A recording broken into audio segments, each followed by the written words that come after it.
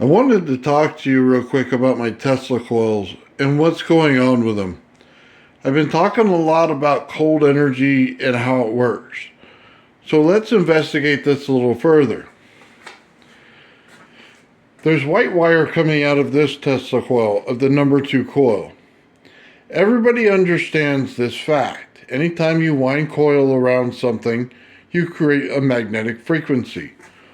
On the outside, where the field goes this way, you are getting hot energy. There's no question about that. It also goes around like this, like a toroid, just like the field shows you. What goes on is, the more those fields go into the top, you're actually going to create a magnetic pinch. As the fields go out, they also go inward. Now they create a magnetic pinch in the center, and the center itself is cold. Because the flow goes around here and comes back down, it pulls in the ambient air into the center and compresses it in that pinch zone. When it does that, it expels all the hot energy and makes it colder. That's the reason it's cold energy.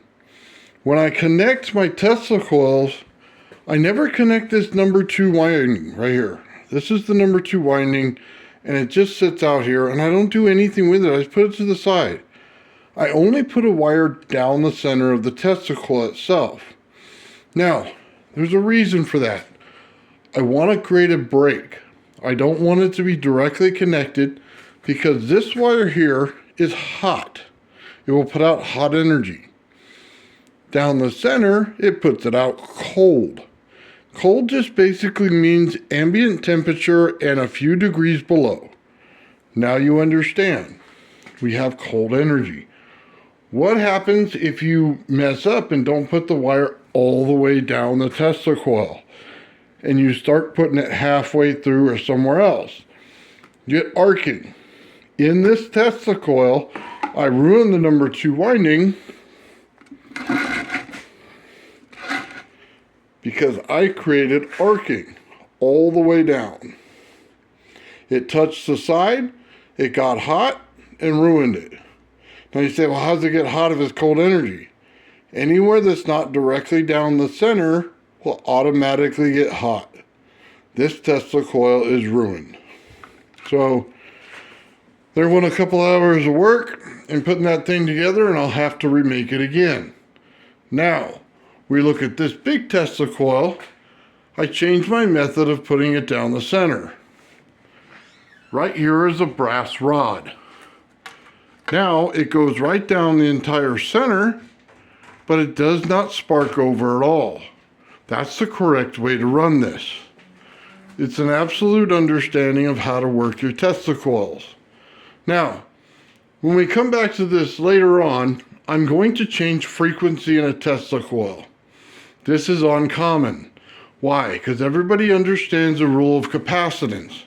And it has to do with this coil has to be coupled capacitantly to this coil in order for it to oscillate properly.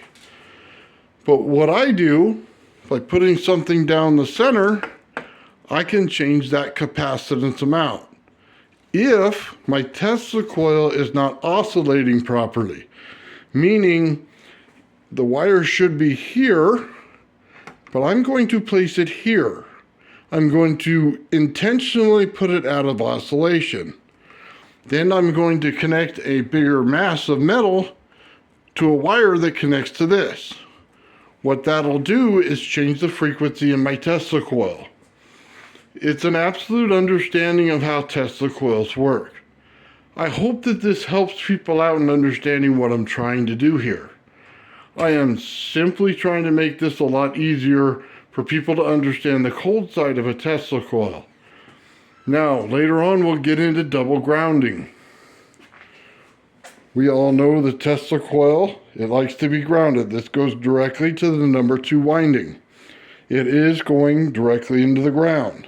Now, when I connect this to a load or a metal to a wire, I'm going to put that piece of metal on the ground. In some cases, it's my gravity flyer. In some cases, it's just a flat sheet of metal. I'm going to put it on the ground. That's going to make a secondary ground. So think about it this way. If this table was the ground, and I put this wire into the ground, now whatever I put onto the ground will now also be connected to the ground, as long as, say if it's this coil, the winding itself is connected to the ground, or if it's just a chunk of metal, the chunk of metal is connected to the ground. Now as long as that goes and connects to that, takes the wire and connects here that goes down my center, I have now double grounded it. I have now created a loop in the system. Hopefully this will help you out in understanding my Tesla coils. At a later time, I will show you the actual procedure in lowering the frequency of your Tesla coil. We can get it down to 20 hertz if we wanted to. I've got my regular or initial Tesla coil, the one on the right, down to 20 hertz. Now, I want to put it at 432 hertz and see if we can't start a tuning fork at some point. But I'll have to show you that in another video. Hopefully this clears up some of the stuff that's going on with my Tesla coils. Thank you very much for watching, and have a great day.